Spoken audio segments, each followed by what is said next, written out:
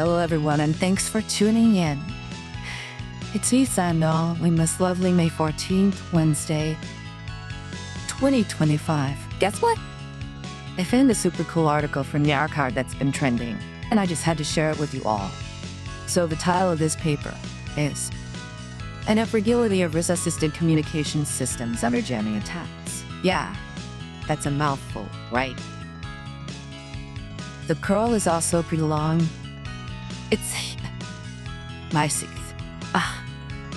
Wait, push 52565 on. Hello?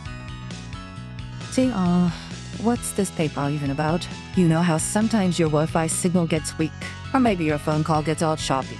That can happen because of interference. Or sometimes, like, someone is actually trying to mess up the signal on purpose, which is called jamming. Normally, when we design communication systems, we try to make them, really strong and able to handle these problems. We call that resilience. It means the system can bounce back or keep working, even when things are going wrong. But this paper talks about something even cooler. It's called antifragility. Think of it like this. Being resilient is like being a strong rubber band. You can stretch it, and it goes back to its original shape. But being antifragile is like lifting weights. When you lift weights, your muscles get stronger because of the stress you put on them, right? They actually benefit from a tough situation.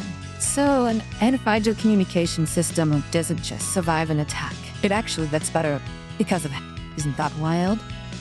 The paper looks at this idea using a new technology called RIS. RIS stands for Retrofibrillable Intelligent Surface. Imagine it like a smart mirror, but for radio waves. It's a flat surface with lots of tiny elements, and you can control how each element reflects the radio wave. Normally, you'd use a RIS to, bounce a signal around an obstacle, or maybe focus the signal to make it stronger at the receiver. Reduce coverage and reduce interference. So the big question in this paper was, can we use a RIS to make a communication system antifragile against jamming attacks? Can we make the system actually gain something like being jammed? They set up a scenario where you have someone sending a signal and RIS helping it along, and someone receiving it. A jammer trying to mess things up. They looked at different ways jammers attack, with just repeating the signal with amplification, or messing with the phase or amplitude of the signal. And the results are super interesting. They found out that, yes, you actually kind of antifragile gains, especially when the jammer is using a lot of power and the original signal isn't super strong to begin with. The RIS can actually help the system use the jammer's signal, not to mess things up, but to combine with the original signal in a helpful way. It's like the jammer is accidentally acting as an extra boost. The paper shows that they could get the data rate, which is like how fast you can send information, to be up to 5 times better when the system was being jammed, compared to when there was no jamming at all. That's right.